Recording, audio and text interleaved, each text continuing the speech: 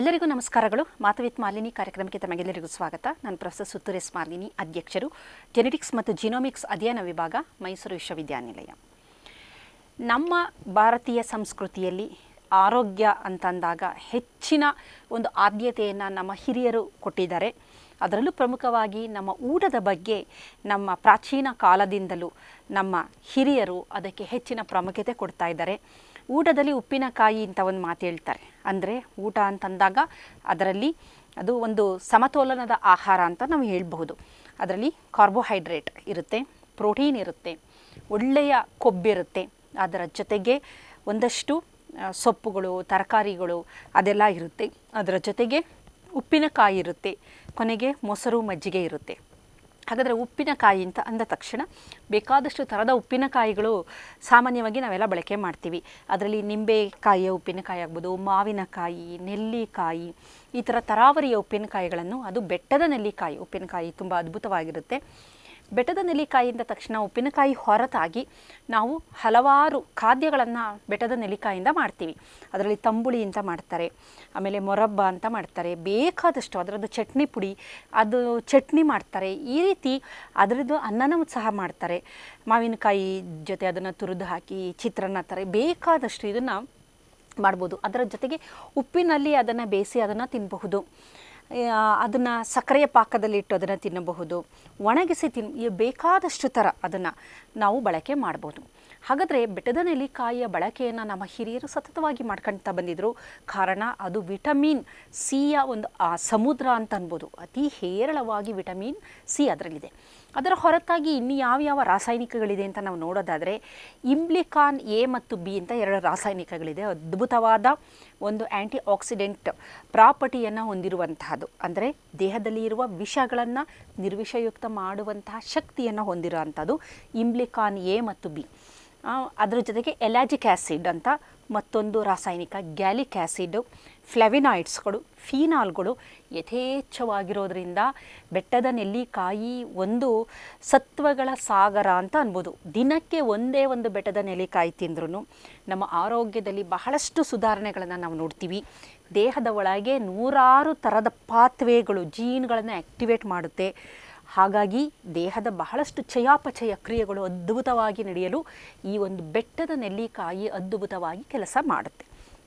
ಮೊದಲನೇದಾಗಿ ಇದರಲ್ಲಿರುವ ಎಲಾಜಿಕ್ acid, ಗ್ಯಾಲಿಕ್ acid, ಇಂಬ್ಲಿಕಾನ್ A ಮತ್ತು ಬಿ, ಫ್ಲೆವೆನಾಯ್ಡ್ಸ್ಗಳು ಇವೆಲ್ಲ ಆ್ಯಂಟಿ ಆಕ್ಸಿಡೆಂಟ್ ಆಗಿ ಕೆಲಸ ಮಾಡುತ್ತೆ. ಆ್ಯಂಟಿ ಆಕ್ಸಿಡೆಂಟ್ಗಳು ಅಂತಂದರೆ ಅವು ದೇಹದಲ್ಲಿ ಬಿಡುಗಡೆಯಾಗುವ ವಿಷಗಳನ್ನು ನಿರ್ವಿಷಯುಕ್ತ ಮಾಡುವಂತಹ ಶಕ್ತಿಯನ್ನು ಹೊಂದಿರ್ತವೆ.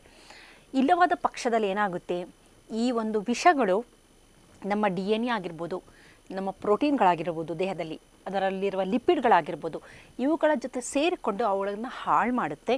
ಇದರಿಂದ ನಮಗೆ ಕಾಯಿಲೆಗಳು ಬರುತ್ತೆ. ಹಾಗಾದರೆ ಕಾಯಿಲೆಗಳು ಬರದಿದ್ದ ಹಾಗೆ ಏನು ಮಾಡಬೇಕು ಅಂತ ಅನ್ನೋದಾದರೆ ಬೆಟ್ಟದ ನೆಲ್ಲಿಕಾಯಿನ ನಾವು ತಿನ್ನಬೇಕಾಗುತ್ತೆ. ಆವಾಗ ಅದರಲ್ಲಿರುವ ಆ್ಯಂಟಿ ಆಕ್ಸಿಡೆಂಟ್ಗಳು ಈ ಒಂದು ವಿಷಗಳನ್ನು ನಿರ್ವಿಷಯುಕ್ತ ಮಾಡೋದ್ರಿಂದ ಅವು ಅದ್ಭುತವಾಗಿ ನಮ್ಮನ್ನು ಕಾಪಾಡುತ್ತೆ. ಇದರ ಜೊತೆಗೆ ಬೆಟ್ಟದ ನೆಲ್ಲಿಕಾಯಿ ನ್ಯೂರೋಪ್ರೊಟೆಕ್ಟಿವ್ ಅಂತ ವಿಜ್ಞಾನಿಗಳು ತಿಳಿಸಿದ್ದಾರೆ. ನ್ಯೂರೋಪ್ರೊಟೆಕ್ಟಿವ್ ಅಂದರೆ ನಮ್ಮ ಮೆದುಳನ್ನು ರಕ್ಷಿಸುವಂತಹ ಶಕ್ತಿ ಬೆಟ್ಟದ ನೆಲ್ಲಿಕಾಯಿಗಿದೆ. ಕಾರಣ ಇದರಲ್ಲಿರುವ ಎಲಾಜಿಕ್ ಆ್ಯಸಿಡ್, ಗ್ಯಾಲಿಕ್ ಆ್ಯಸಿಡ್, ಫ್ಲೆವಿನಾಯ್ಡ್ಸ್ಗಳು, ಫಿನಾಲ್ಗಳು ಇವು ನಮ್ಮ ಬ್ಲಡ್ ಬ್ರೈನ್ ಬ್ಯಾರಿಯರ್ನು ಸಹ ಕ್ರಾಸ್ ಮಾಡುತ್ತೆ. ಇದರಲ್ಲಿರುವ ಕೆಲವೊಂದು ರಾಸಾಯನಿಕಗಳು ಇದರಿಂದ ಏನು ಮಾಡುತ್ತೆ, ಇವು ನಮ್ಮ ನರಕೋಶಗಳಲ್ಲಿ BDNF, ಬ್ರೈನ್ ಡಿರೈವ್ಡ್ ನ್ಯೂರೋಟ್ರೋಪಿಕ್ ಫ್ಯಾಕ್ಟರ್ ಅಂತಿದೆ, ಅದನ್ನು ಬಿಡುಗಡೆ ಮಾಡುವಂತಹ ಜೀನ್ಗಳನ್ನು ಆ್ಯಕ್ಟಿವೇಟ್ ಮಾಡುವ ಶಕ್ತಿಯನ್ನು ಹೊಂದಿರೋದ್ರಿಂದ ಇದು ಸಿನಾಪ್ಸಿನ್ ಆಗ್ಬೋದು, BDNF ಆಗಿರ್ಬೋದು, PSD1 ಅನ್ನುವುದು, ಈ ಥರದ ಕೆಲವೊಂದು ಜೀನ್ಗಳನ್ನು ಆ್ಯಕ್ಟಿವೇಟ್ ಮಾಡಿ ಆ ಒಂದು ಪೆಪ್ಟೈಡ್ಗಳು, ಟ್ರೋಪಿಕ್ ಫ್ಯಾಕ್ಟರ್ಸ್ ಅಂತ ಕರಿತೀವಿ, ಒಂಥರ ಸಪ್ಲಿಮೆಂಟ್ಗಳ ಥರ ಅದು ಚೆನ್ನಾಗಿರಬೇಕು ನಮ್ಮ ಮೆದುಳು ಅಂತ, ಅವುಗಳನ್ನು ಬಿಡುಗಡೆ ಮಾಡುತ್ತೆ. ಇದರ ಜೊತೆಯಲ್ಲಿ ಆ್ಯಂಟಿ ಡಯಾಬಿಟಿಕ್ ಇದನ್ನು ಅಂತ ಹೇಳ್ತಾರೆ. ಅಂದರೆ ಯಾರು ಮಧುಮೇಹಿಗಳು ಅವರು ಈ ಒಂದು ನೆಲ್ಲಿಕಾಯಿಯ ಬಳಕೆ ಮಾಡ್ತಾ ಬಂದರೆ, ಇದರ ಜ್ಯೂಸ್ ಆಗಿರ್ಬೋದು, ಇದರ ಪೌಡ್ರ್ ಆಗಿರ್ಬೋದು, ಅಥವಾ ಹಸಿ ನೆಲ್ಲಿಕಾಯಿನ ತಿನ್ನೋದೇ ಆಗಿರ್ಬೋದು ಮಾಡ್ತಾ ಬಂದರೆ ರಕ್ತದಲ್ಲಿ ಸಕ್ಕರೆಯ ಪ್ರಮಾಣ ಕಡಿಮೆ ಆಗುತ್ತೆ ಅಂತ ವಿಜ್ಞಾನಿಗಳು ತಿಳಿಸಿದ್ದಾರೆ. ಕಾರಣ ಲಿವರಲ್ಲಿ ಗ್ಲೂಕೋನಿಯೋಜೆನಿಸಿಸನ್ನು ಇದು ಕಡಿಮೆ ಮಾಡ್ತಾ ಬರುತ್ತೆ. AMPK ಪಾತ್ವೆ ಅಂತ ಒಂದಿದೆ, AMPK ಪಾತ್ವೆ. ಆ ಪಾತ್ವೆಯನ್ನು ಇದು ಆ್ಯಕ್ಟಿವೇಟ್ ಮಾಡೋದ್ರಿಂದ ನಮ್ಮ ಜೀವಕೋಶಗಳು ಈ ಒಂದು ಗ್ಲೂಕೋಸನ್ನು ಜಾಸ್ತಿ ತಗೊಳ್ಳುತ್ತೆ. ತಗೊಳ್ಳೋದ್ರಿಂದ ರಕ್ತದಲ್ಲಿ ಗ್ಲೂಕೋಸ್ ಪ್ರಮಾಣ ಒಂದು ಸಮಸ್ಥಿತಿಗೆ ಬರುತ್ತೆ. ಯಾವಾಗ ಜೀವಕೋಶಗಳು ಗ್ಲುಕೋಸನ್ನು ಪಡೆಯೋದಿಲ್ಲ ಆವಾಗ ಮಾತ್ರ ರಕ್ತದಲ್ಲಿ ಸಕ್ಕರೆ ಪ್ರಮಾಣ ಜಾಸ್ತಿ ಆಗೋಂಥದ್ದು. ಇಲ್ಲಿ AMPK ಪಾತ್ವೆ ಆ್ಯಕ್ಟಿವೇಟ್ ಆಗೋದ್ರಿಂದ ಸಕ್ಕರೆಯನ್ನು ಈ ಒಂದು ಗ್ಲೂಕೋಸ್ ಅದನ್ನು ಜೀವಕೋಶಗಳ ಒಳಗಡೆ ತಗೊಳ್ಳೋದ್ರಿಂದ ಇದು ನಮ್ಮ ರಕ್ತದಲ್ಲಿ ಸಕ್ಕರೆಯ ಪ್ರಮಾಣವನ್ನು ಬಹಳ ಚೆನ್ನಾಗಿ ಕಾಪಾಡುತ್ತೆ.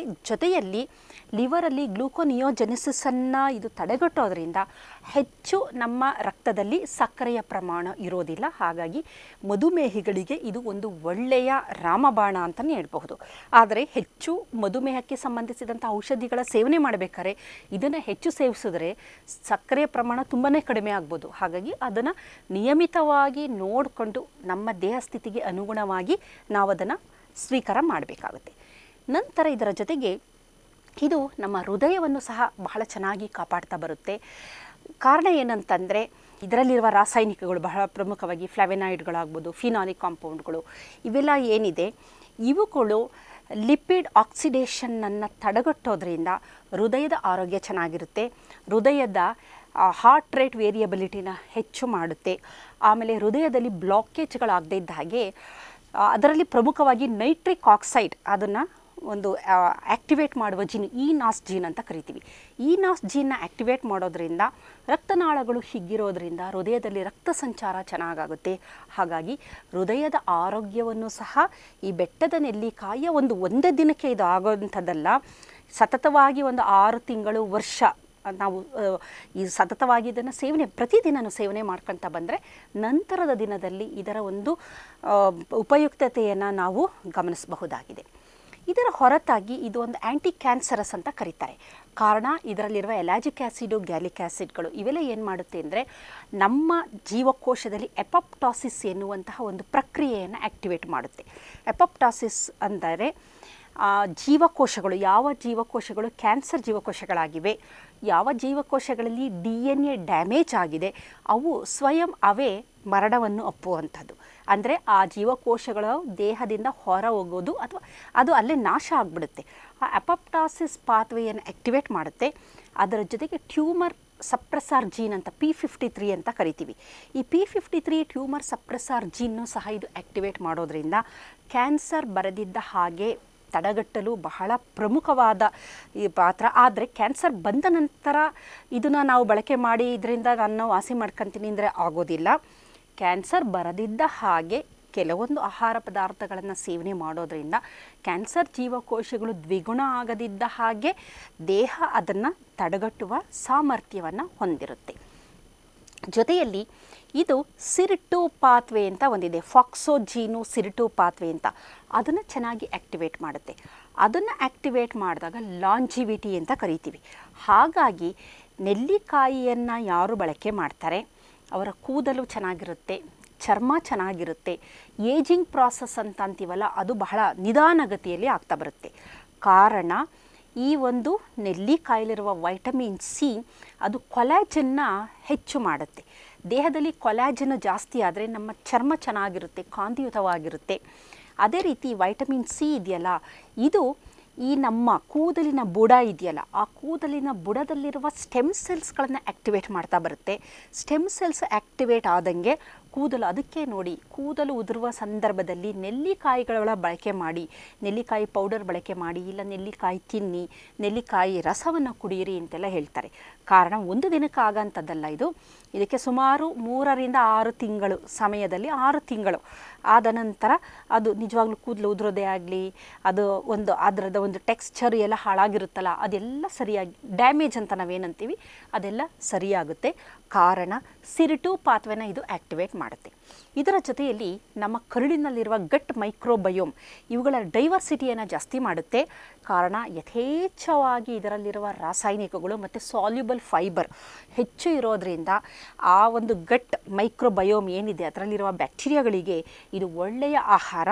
ಇದನ್ನು ಬಳಸಿಕೊಂಡು ಅವು ಟ್ರಿಪ್ಟೋಪ್ಯಾನ್ ಅನ್ನು ಹೆಚ್ಚು ಬಿಡುಗಡೆ ಅದರಲ್ಲಿರುವ ಟ್ರಿಪ್ಟೋಪ್ಯಾನನ್ನು ಬಳಸ್ಕೊಂಡು ಸೆರೆಟೋನಿನ್ ಆಗ್ಬೋದು, ಡೊಪಮೈನ್ ಆಗ್ಬೋದು, ಈ ಹಾರ್ಮೋನುಗಳನ್ನು ಹೆಚ್ಚು ಬಿಡುಗಡೆ ಮಾಡುತ್ತೆ. ಸೆರೆಟೋನಿನ್ ತಮಗೆಲ್ಲ ತಿಳಿದ ಹಾಗೆ ಒಂದು ಮೂಡ್ ಹಾರ್ಮೋನ್, ಅದು ಮೂಡ್ ಚೆನ್ನಾಗಿ ನಮ್ಮನ್ನು ಸ್ಟೆಬಿಲೈಸ್ ಮಾಡೋಂಥದ್ದು. ಎಂಥ ಸಂದರ್ಭದಲ್ಲೂ ನಾವು ಒಂದು ವಿಚಲಿತರಾಗದಿದ್ದ ಹಾಗೆ ನಮ್ಮನ್ನು ಒಂದು ಸಮಸ್ಥಿತಿಗೆ ತಂದುಕೊಡುವಂಥದ್ದು.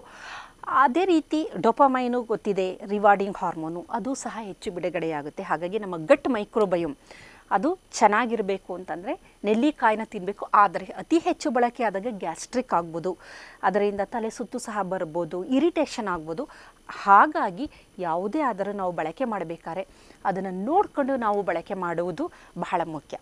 ಇದರ ಜೊತೆಗೆ ಆ್ಯಂಟಿ ಇನ್ಫ್ಲಮೇಷನ್ ಪಾತ್ವೇನ ಇದು ಕಮ್ಮಿ ಮಾಡುತ್ತೆ. ಜೊತೆಯಲ್ಲಿ ಇದು ನಮ್ಮ ರೋಗ ಪ್ರತಿರೋಧಕ ಶಕ್ತಿಯನ್ನು ಜಾಸ್ತಿ ಮಾಡುತ್ತೆ. ಬಹಳಷ್ಟು ಪ್ರಯೋಗಗಳಲ್ಲಿ ತಿಳಿದು ಬಂದಿರುವ ವಿಚಾರ ಏನಂತಂದರೆ, ಇದು ನಮ್ಮ ವೈಟ್ ಬ್ಲಡ್ ಸೆಲ್ಸ್ ಅಂತ ನಾವೇನು ಕರಿತೀವಿ, ಬಿಳಿ ರಕ್ತ ಕಣಗಳನ್ನು ಜಾಸ್ತಿ ಮಾಡುತ್ತೆ. CD4 ಸೆಲ್ಗಳು ಜಾಸ್ತಿ ಆಗುವ ಹಾಗೆ ಮಾಡುತ್ತೆ.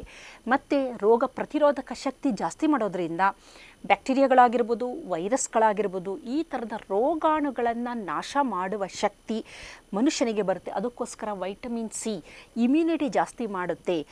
ಆದಷ್ಟು ನಿಂಬೆಹಣ್ಣನ್ನು ಬಳಕೆ ಮಾಡಿ, ನೆಲ್ಲಿಕಾಯಿ ಬಳಕೆ ಮಾಡಿ, ಕಿತ್ತಳೆ ಹಣ್ಣು ತಿನ್ನಿ ಅಂತ ಸಾಮಾನ್ಯವಾಗಿ ಹೇಳ್ತಾರೆ. ಯಾರಿಗೆ ವೈಟಮಿನ್ ಸಿ ಚೆನ್ನಾಗಿರುತ್ತೆ ದೇಹದಲ್ಲಿ, ಅವರ ರೋಗ ಪ್ರತಿರೋಧಕ ಶಕ್ತಿ ಚೆನ್ನಾಗಿರುತ್ತೆ ಅಂತ ಹೇಳ್ತಾರೆ. ಹಾಗಾಗಿ ಬೆಟ್ಟದ ನೆಲ್ಲಿಕಾಯಿ ಒಂದು ಸತ್ವಗಳ ಸಾಗರ ಅಂತ ಅನ್ಬೋದು. ಇದನ್ನು ನಿಯಮಿತವಾಗಿ ಇದನ್ನು ಬಳಕೆ ಮಾಡಬೇಕು.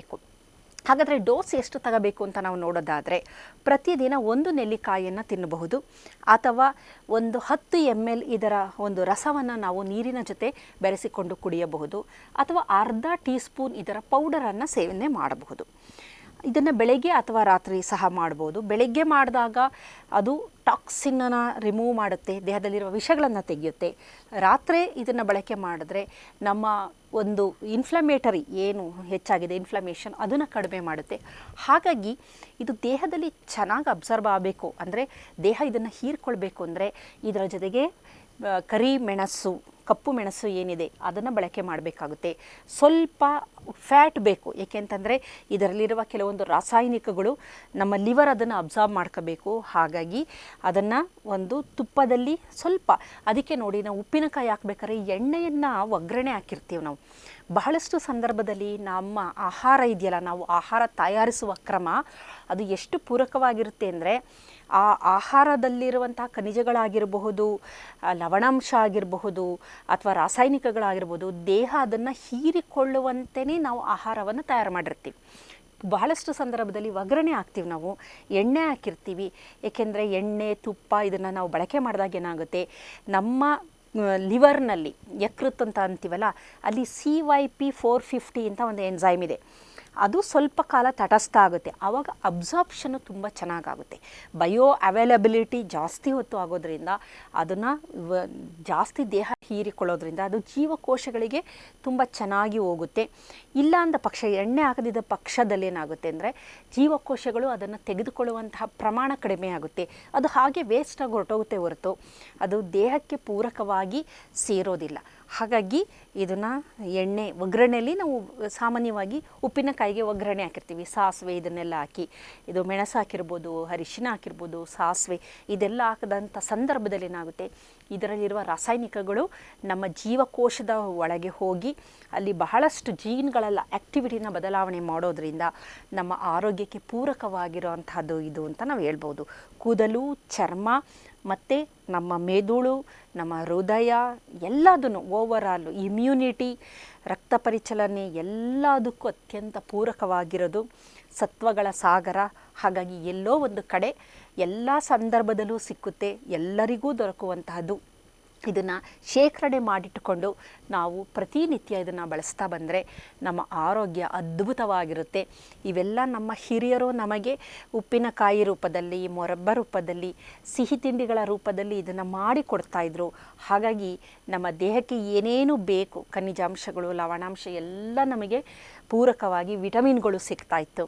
ಆದರೆ ಹಿಂದೇನು ಮಾಡಿದ್ದೀವಿ ನಾವು, ಇವುಗಳನ್ನೆಲ್ಲ ಬದಿಗೆ ಸರಿಸಿ ಜಂಕ್ ಆಹಾರಗಳ ಸೇವನೆ ಮಾಡ್ತಾ ಇರ್ತೀವಿ. ಚಾಕ್ಲೇಟು ಅಂತೆ, ಐಸ್ ಕ್ರೀಮ್ ಅಂತೆ, ಡೋನಟ್ ಅಂತೆ, ಪಿಜ್ಜಾ, ಬರ್ಗರ್, ಇದೇನಾಗ್ತಾಯಿದೆ, ಜಂಕ್ ಆಹಾರದ ಸೇವನೆ ನಮ್ಮ ಡೋಪಮೈನ್ ಸ್ಪೈಕ್ ಮಾಡ್ತಾಯಿದೆ.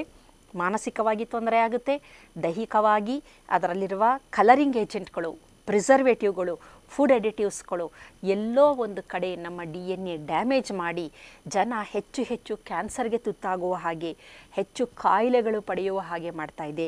ಹಾಗಾಗಿ ಅದನ್ನು ಹಿಂದಿನವರು ಕೊಟ್ಟಿರುವ ಅಡಿಗೆಯನ್ನು, ಅದು ವೈಜ್ಞಾನಿಕವಾಗಿ ಅದನ್ನು ಅವರು ನಮಗೆ ಕೊಟ್ಟಿದ್ದಾರೆ, ಆ ರೆಸಿಪಿನ ಅದನ್ನು ಇಟ್ಕೊಳ್ಳೋಣ. ನೆಲ್ಲಿಕಾಯಿಯನ್ನು ನಾವು ಬಳಕೆ ಮಾಡೋಣ, ನಮ್ಮ ಆರೋಗ್ಯವನ್ನು ನಾವು ಕಾಪಾಡಿಕೊಳ್ಳೋಣ. ನಮಸ್ಕಾರ.